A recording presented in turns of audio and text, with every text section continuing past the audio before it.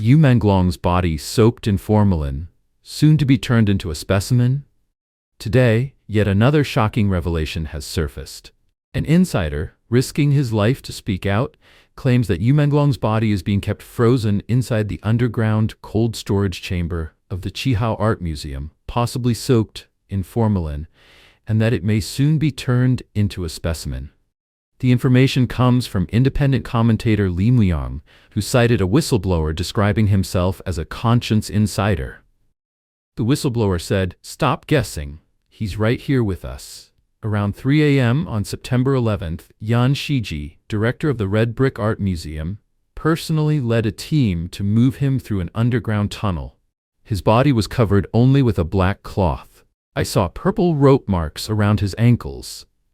He went on to say, "They didn't take him to the upstairs exhibition hall. They sent him straight to basement level 4, B4. That level isn't open to the public. It's the archival cold storage area of the museum. He's inside cold room number 14. That chamber is completely isolated and can only be opened with 3 separate keys and director Yan Shiji's iris scan. Everyone received strict orders. No one is to approach B4. Anyone who does will face severe consequences." The insider added that after MENGLONG'S torture and death, the Bulgari Hotel abruptly shut down for cleaning, while the Qihao Art Museum closed for 2 days, allegedly to destroy evidence. During that time, Yan Shiji and several people in white protective suits reportedly remained underground for 2 full days and nights. When they came out, the air reeked of formalin and disinfectant. They spoke with strange accents, not like medical or cleaning staff, more like biotech researchers. They were probably conducting body plastination or cryogenic preservation. He pleaded, "People must act fast, or MENGLONG will really be turned into a specimen." Then, on October 16th, the YouTube host Cold Eye on Finance released new evidence from a mainland Chinese netizen, as we reported in the previous episode, which matched the claims made by the conscience insider. According to commentator Dayu, rumors about the Qihao Art Museum's secret underground chamber prompted several netizens to investigate on their own. Some reportedly entered the underground space at night through an unknown entrance. They described the atmosphere as eerie and chilling, and frightened, did not dare to go further down the staircase. The person soon hurriedly left the basement, leaving viewers on edge and fearful for his safety. Soon after, netizens discovered something chilling. The Qihao Art Museum had vanished from Google Maps, though it still appeared on Baidu Maps. On Google, only the Bulgari Hotel could be seen. The museum next door was gone. Many wondered, had Google been pressured or paid by the CCP to erase this sensitive site? As public focus intensified on Qihao and Red Brick Art Museums, the Bulgari Hotel suddenly announced a Ferrari limited series exhibition scheduled for October 17 to 18. The timing raised new questions. Is the car show a facade to secretly move MENGLONG'S body? Public filings reveal that both Qihao Art Museum and the Bulgari Hotel were funded by Qihao Xingye, Beijing Co., Ltd., a subsidiary of Hualong Tourism Industrial Company, itself wholly owned by BTG, refers to Beijing Tourism Group Corporation. BTG's registered capital is 4.4 billion RMB, and it is 100% owned by the Beijing municipal government. In other words, Qihao Xingye is a CCP state-owned enterprise, meaning both the museum and hotel belong to the Beijing government.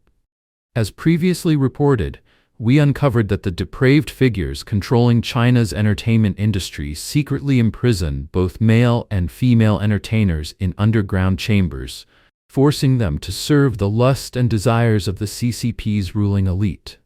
Those who submit are rewarded with fame and fortune, while those who resist are locked away, tortured, murdered, and even turned into specimens, forced to continue satisfying their captors' sick obsessions. Horror. Remains entering China's supply chain? Recently, the horror has deepened.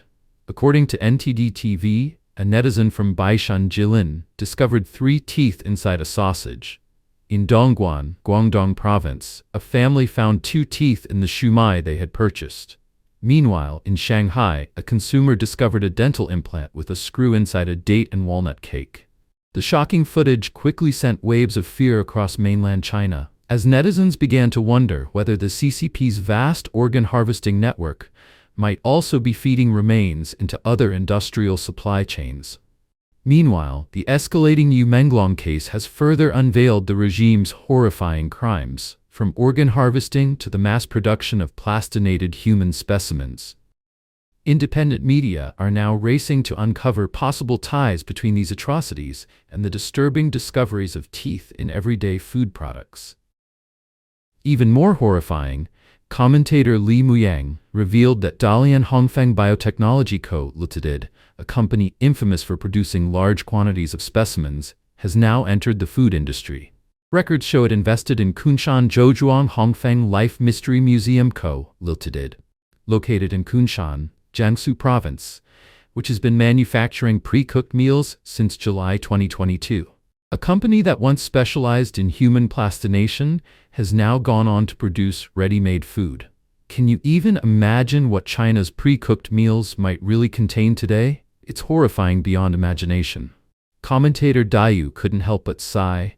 In China, politics has turned against people, art has turned against people, and now even the food industry has become an enemy of humankind.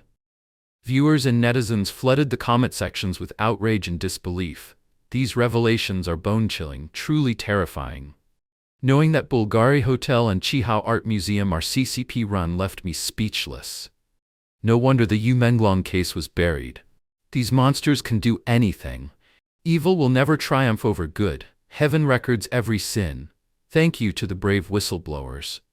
Organ harvesting, baby factories, corpse plastination plants, KK slave parks, every single one violates the limits of humanity. These demons will stop at nothing.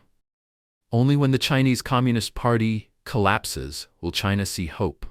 Furthermore, as previously reported, the full footage of Menglong's murder was once sold on the dark web for about 100,000 USD. However, according to a netizen cited by Dayu, the price has now risen to over 1 million yuan, roughly 140,310 USD. Users in the United States and Malaysia are said to have seen the video.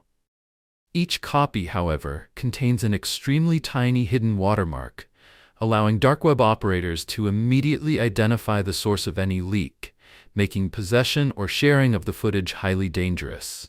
For this reason, the videos rarely circulate publicly, but some individuals have allegedly recorded short audio clips from them. These recordings include snippets of Menglong's suffering, one featuring a man, suspected to be Xin Qi, saying, "What's the big deal? A grown man bleeding a little? That's nothing." Additionally, it was revealed that the person who took Menglong to the hospital recorded nearly the entire process. Those claiming to have seen the footage described the torture Yu endured. His spine was injured twice, severe wounds covered his body, his abdomen was operated on, all his fingernails were removed, and his dog, Fuli, was also killed. As for the petition seeking justice for Menglong, the movement continues to grow. As of the release of this video, the number of signatures has surpassed 533,000. For those who haven't yet signed, we sincerely hope you will add your voice to the call for justice. Fang Li explodes in a fit of rage. According to commentator Li Muyang, on October 19th, Fang Li, one of the 17 suspects in the Menglong case, suddenly erupted online, unleashing a furious tirade. He claimed he had endured over a month of absurd and vulgar rumors and slander, but after netizens attacked the trailer for his upcoming film, he completely lost control and lashed out. He hurled insults at those exposing him, calling them scumbags hiding in the shadows with ulterior motives, and shouted, "If you really have evidence, then file a real name report." He even added, "Those who harm others are also destroying their own lives and will face the punishment they deserve," and so on. Who on earth was he talking about? Was that aimed at someone else, or at himself? Good and evil always come full circle. It is the immutable law of the universe. After Menglong's death, netizens revealed that Fang Li had actually been present at the scene. That same night, he boarded a flight to Chongqing, apparently to fabricate evidence proving he wasn't there.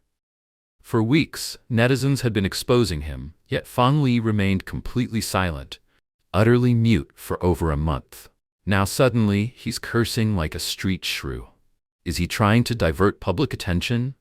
Or, after investigators struck a major artery, has Fang Li, like Cheng Qingsong before him, been thrown out as a scapegoat to take the hit? Let's keep watching and see what happens next to these evildoers. But that's only the beginning. As the entertainment scandal deepens, a far bigger crisis has erupted. This time in China's real estate empire. VANKE'S collapse, Xi's family white glove falls. Two massive time bombs have just detonated in China's real estate world, shaking the market with a force almost rivaling the Evergrande explosion. This is Evergrande 2.0, but this time it's led by the so-called state-owned elite, VANKE Corporation. Two of its top executives have fallen in rapid succession.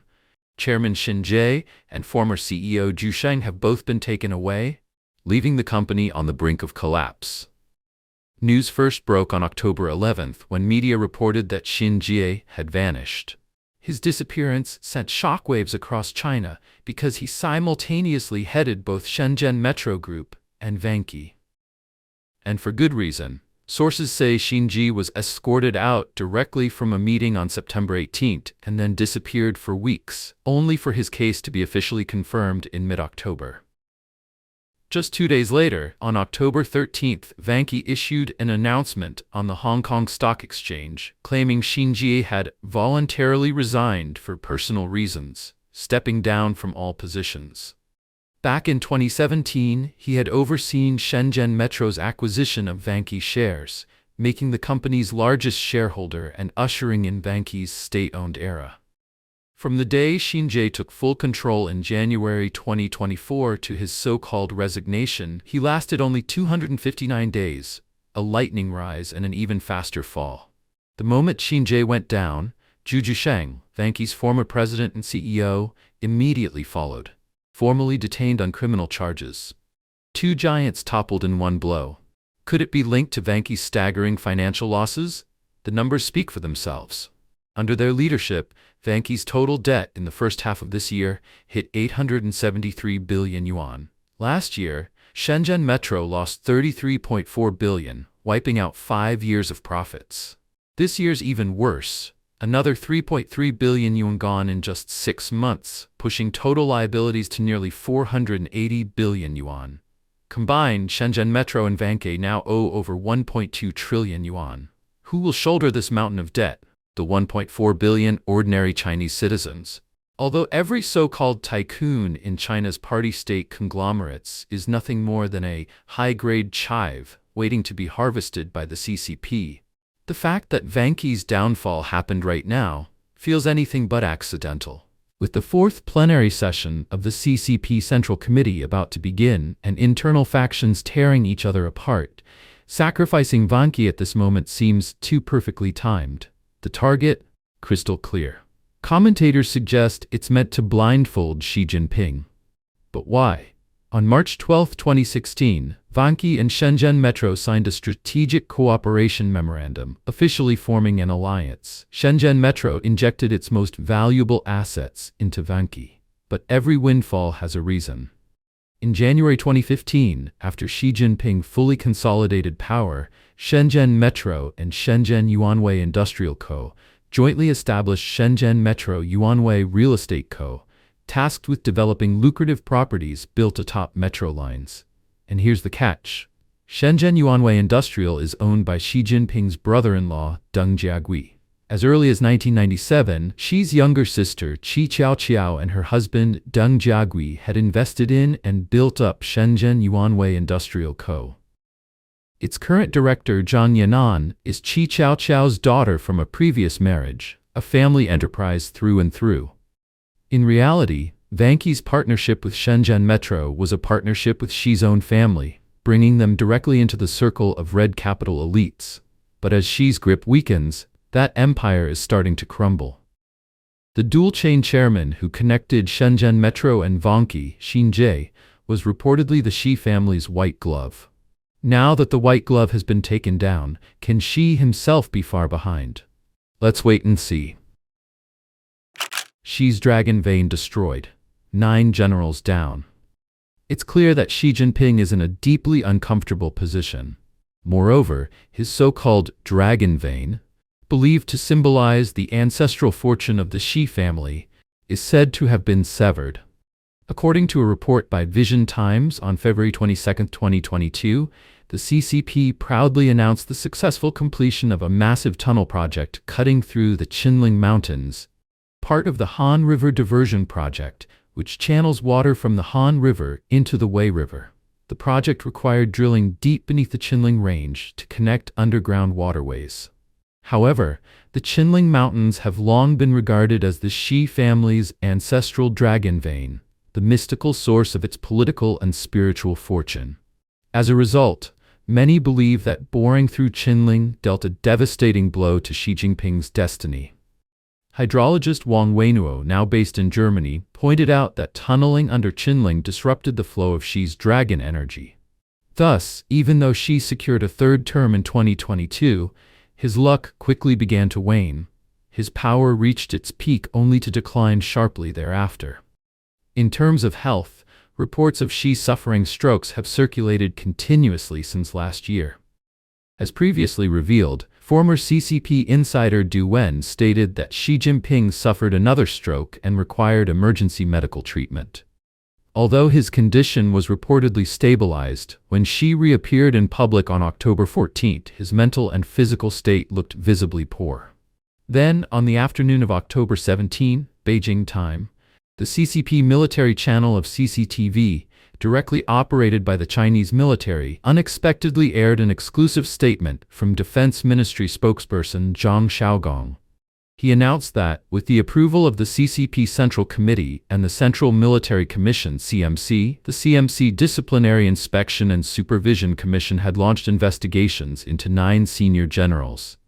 He Weidong, vice chairman of the CMC, Miao Hua, former director of the CMC Political Work Department, He Hongjin, executive deputy director of the CMC Discipline Inspection Commission, Wang Xiubin, former executive deputy director of the Joint Operations Command Center, Lin Xianyang, commander of the Eastern Theater Command, Qin Shutong, former political commissar of the Army, Yuan Huaji, former political commissar of the Navy, Wang Hubin, former commander of the Rocket Force, and Wang Chuning, former commander of the People's Armed Police. A total of 9 generals were placed under formal investigation.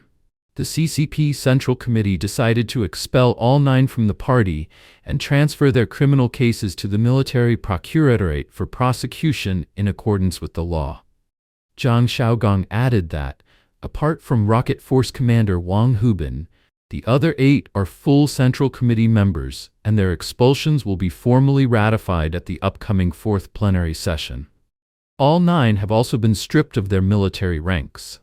For over a year, rumors of these generals' downfall had circulated online, dismissed by many as mere speculation, but now the Chinese military has officially confirmed that all 9 have been purged. Most belong to Xi Jinping's once trusted 31st Army, meaning the core power base Xi depended on to control the military has completely collapsed. Taiwanese outlet New Talk published a commentary by Heng Yaonan describing this as an unprecedented event in CCP military history. 9 generals of vice ministerial rank or higher ousted in a single day, calling it a political nuclear explosion. From the CMC vice chairman to the leaders of the Rocket Force, Navy, Armed Police, Eastern Theater Command, Joint Operations Center, and the Political Work Department, virtually the entire core of China's military hierarchy collapsed overnight, a total wipeout of the top command. But it hasn't stopped there. The purge deepens as the CCP nears collapse. According to the People's Paper, on October 18th, as the PLA Daily editorial was released, independent commentator Kai Shenkun revealed shocking insider news. After 9 generals were officially purged, 4 more full generals have now fallen. Xu Shuiqian, Minister of the Equipment Development Department, Xu Qiling, Deputy Chief of Staff of the Joint Staff Department, Xu Shisheng, Political Commissar of the Rocket Force, and Xiao Tianliang, President of the National Defense University. Another 9 lieutenant generals and 15 major generals were dismissed, including Zhang Xiaojun, Xi Jinping's longtime confidant and current political commissar of the National Defense University. Kai noted that over 100 more generals are under investigation, saying the so-called Xi family army, formed after the 20th Party Congress, has been almost completely destroyed. This sweeping purge has become a ruthless storm across the military, marking a critical climax in China's power struggle. With the 4th plenary session approaching, the CCP's internal conflict has turned into a life-and-death zero-sum fight. The party now faces an economic downturn, social unrest, and growing instability. A regime pushed to the brink. Like a ship about to capsize, the CCP is barely staying afloat. Its collapse may be closer than ever. What do you think? Share your thoughts in the comments. We'd love to hear your perspective. And don't forget to drop this icon in the comments to help us beat the YouTube algorithm. If you found this analysis valuable, please like, share, and subscribe so you don't miss future updates. Thanks for watching. See you next time.